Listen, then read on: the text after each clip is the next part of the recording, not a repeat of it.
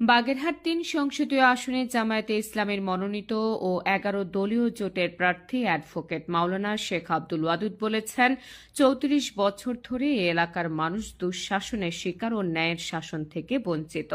দাঁড়িপাল্লা নির্বাচিত হলে সুশাসন প্রতিষ্ঠা করা হবে। হিন্দু নাগরিক সহ সকল ধর্ম ও বর্ণের মানুষের সাংবিধানিক অধিকার রক্ষায় জামায়াতে ইসলামী নিরলসভাবে কাজ করবে।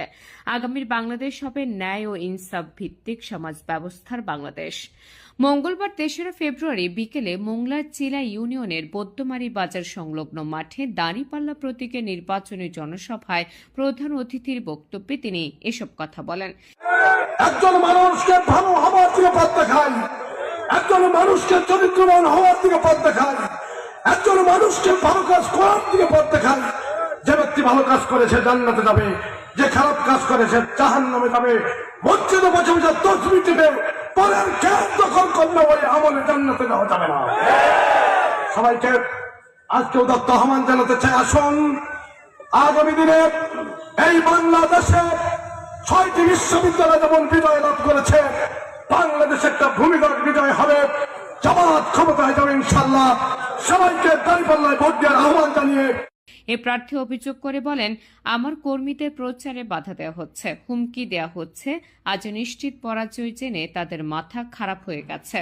বিশ্ববিদ্যালয়ের দিকে তাকান, জনগণ প্রস্তুত নিয়ে আছে। ১২ তারিখে দাঁড়িপাল্লার ভূমিদশ বিজয় হবে। এভাবে জামাত ইসলামী আজকে প্রতিটি পরিবারে এমন ভাবে ঢুকে গিয়েছে, বাংলাদেশে আগামী দিনে ইনশাআল্লাহ ইসলামী কল্যাণ রাষ্ট্রের বিকল্প হবে না, বিকল্প নেই ইনশাআল্লাহ। ভাইরা আমাদের কাজে বাধা দেন, বলেন ১২ তারিখের পরে দেখে নেবেন। আমি আপনাদের কাছে বলতে চাই, কয়েকদিন আগেও আপনাদের বন্ধু ছিলাম, এখনো আছি। একসাথে কাজ করেছি, একসাথে লড়াই করেছি গণতন্ত্রের জন্য। হঠাৎ করে গণতন্ত্র বাদ দিয়ে ঠ্যাং ভাঙতে চান কেন? আচ্ছা, যদি আপনারা ১২ তারিখের পরে যদি ঠ্যাং ভাঙার শক্তি না থাকে, তাহলে কি হবে? আশা করা যায় সেই সুযোগ পাবেন না আপনারা ইনশাআল্লাহ। সংগ্রামী বন্ধুরা, এই ঠ্যাং ভাঙা থেকে বিরত থাকুন।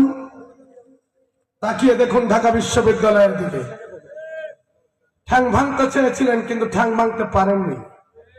চট্টগ্রাম বিশ্ববিদ্যালয়ের দিকে তাকিয়ে দেখুন, ঠ্যাং ভাঙতে চেয়েছিলেন।